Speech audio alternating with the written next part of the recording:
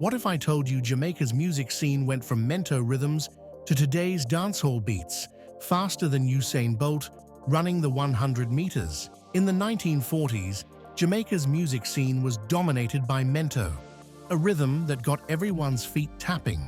But just as quickly as mento caught on, reggae, ska, and later dancehall swept in, and by 2024, our music was hitting harder and faster than Bolt, breaking world records.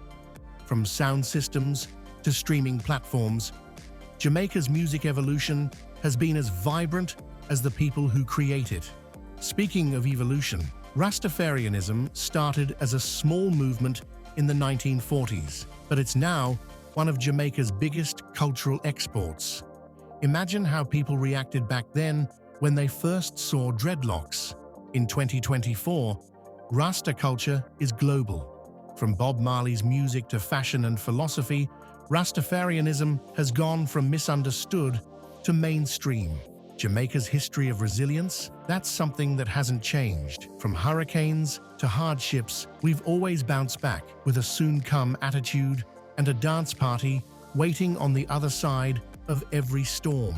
If Jamaica's cultural glow-up fascinates you, subscribe and stay tuned for more stories of how we've evolved and the things that keep us rooted.